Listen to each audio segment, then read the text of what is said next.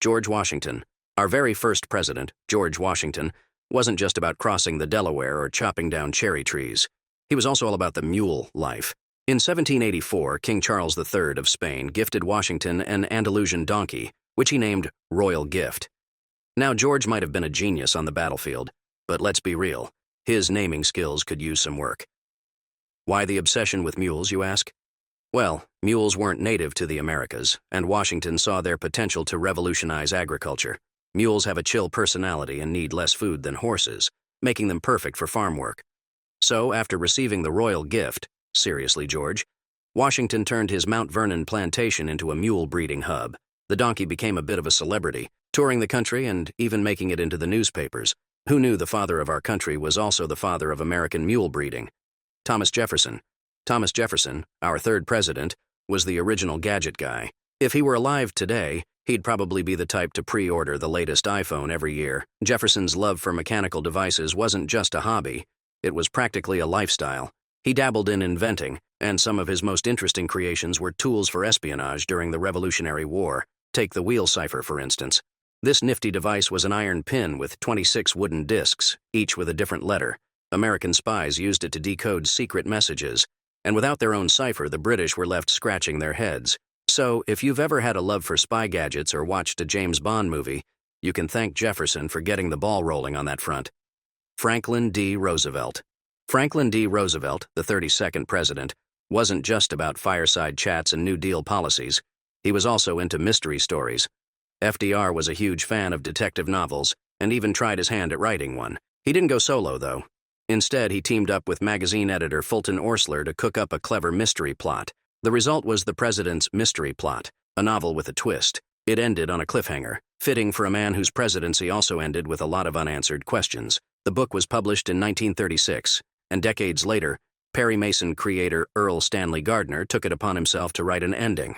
It's like the original version of those TV shows that leave you hanging, only to get a reboot years later. John Quincy Adams. John Quincy Adams wasn't just the son of a founding father, he was also a bit of a fitness fanatic. How did he stay in shape? By swimming naked in the Potomac River at 5 a.m. every morning. Now, before you gasp in shock, remember that swimming naked was actually kind of normal back then. Modern swimwear wasn't a thing yet, and honestly, who wants to deal with those old-timey bathing suits? Adams didn't exactly keep his habit a secret either. In fact, there were a few times when his clothes floated away and he had to chase them down in nothing but his birthday suit. Imagine if that happened today. There'd be selfies all over Instagram. Theodore Roosevelt. Theodore Roosevelt was a hardcore big-game hunter, and we mean hardcore. He started at age 12 during a family trip to Egypt and never looked back. But here's the twist. Teddy was also a passionate conservationist. He protected over 230 million acres of public land during his presidency, so he made sure there were still animals left to hunt. Oh, and if that wasn't enough, Roosevelt also loved boxing. He kept sparring well into his presidency until an artillery captain damaged his eye during a match. You know, typical presidential hobbies, hunting, boxing, creating national parks. Just Teddy things.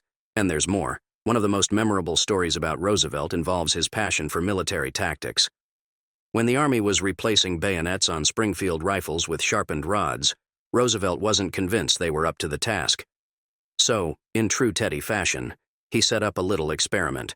A bayonet duel with one of his advisors. Roosevelt used the traditional knife bayonet while his advisor used the new rod. As you might guess, the rod bent, proving Roosevelt's point. Let's just say you didn't want to mess with Teddy when it came to weapons or hand-to-hand combat. But honestly, would you do it? Hit 1 in the comments below if you would. Also, those that would really want to do it would also subscribe to our channel. Abraham Lincoln. Before he became the 16th president, Abraham Lincoln was a bit of a street fighter in New Salem, Illinois. Honest Abe had a reputation for wrestling, and he wasn't shy about it. One of his most famous bouts was against a local bully named Jack Armstrong, who led a gang called the Clary's Grove Boys. He's also credited with inventing the chokeslam wrestling move. Who knew that, in addition to his skills as a lawyer and orator, Lincoln could also throw down in the ring? If he were alive today, we'd definitely want to see him in the next WrestleMania. Abraham Lincoln was also a bit of a weapons enthusiast. There's a funny story about Lincoln testing a new Henry lever-action rifle with a representative from the Henry Firearms Company. As they were shooting, A police officer approached, ready to tell these troublemakers to knock it off.